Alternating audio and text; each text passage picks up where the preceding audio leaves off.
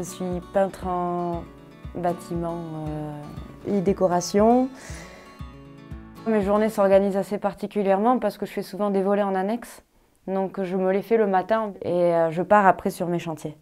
Ce qui fait qu'après, tout dépend ce qu'il y a à faire. C'est vrai que c'est principalement enduit, rénovation, beaucoup de matière à travailler, quoi. Que ce soit le bois, le PVC, C'est jamais pareil selon les clients et les maisons, de toute façon, que ça soit sur des couleurs, c'est varié, c'est très varié. Ce qui me passionne le plus dans mon métier de peintre, c'est vraiment la rénovation.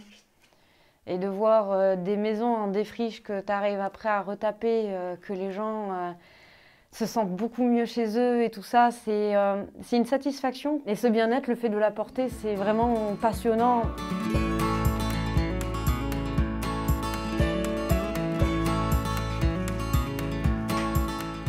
Être une femme n'est pas une contrainte, bien au contraire. Mis à part le fait qu'il y a des fois le physique empêche de faire certaines choses, mais c'est jamais insurmontable. On trouve toujours une solution. Donc ça va être selon les chantiers. Il va y avoir même des fois d'autres artisans qui vont me prêter ou du matériel pour que je puisse me faciliter la tâche. Il y a toujours une entraide qui se fait.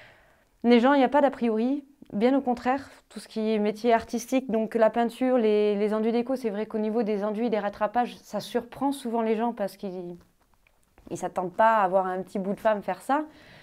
Les gens ne sont pas rédhibitoires à ça, ni les autres artisans d'ailleurs.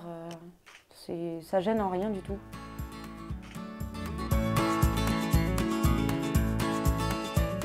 Beaucoup d'artisans ici sont un peu dans mon état d'esprit. On travaille ensemble, plus ou moins, vu qu'on fait le même métier, le BTP, tout ce qui est bâtiment. Je ne suis rien sans un électricien, comme une maison n'est rien sans tout le reste et tous les autres corps d'état qu'il y a, donc on fait qu'un noyau.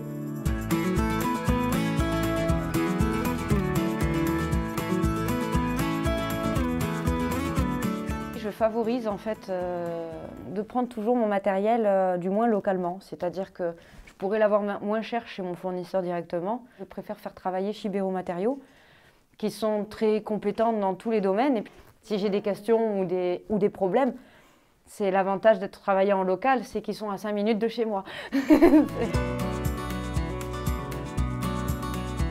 C'est très agréable de travailler en Soule. Pour moi, c'est un coin idyllique. Les gens sont tous sympas. Après, au tout début, je ne travaillais pas dans le coin parce que je n'étais pas connue non plus. J'ai fait une pub une fois sur Info Malin, donc une publicité locale, pour justement me faire connaître. Et depuis, j'ai pas eu besoin de refaire de pub, c'est-à-dire que le bouche à oreille fonctionne très bien. Et j'avoue que je favorise largement cette région.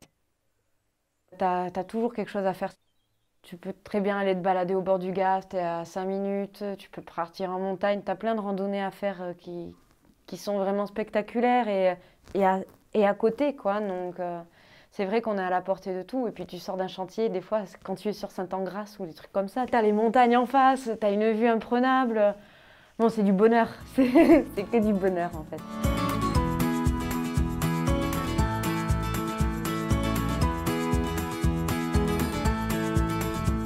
Je pense que ce métier de peintre peut être un métier d'avenir pour les jeunes qui se lancent. Oui, il y a des peintres, il y en a un peu partout en Soule, mais après il y a du travail à foison. Les gens, on est envahi de vieilles maisons. Ça construit, donc on est envahi de maisons neuves, on est envahi de maisons à restaurer parce que c'est un entretien quotidien qu'il faut faire. Puis il faut se dire qu'il y en a déjà sur place, mais qui sont plus proches de la retraite.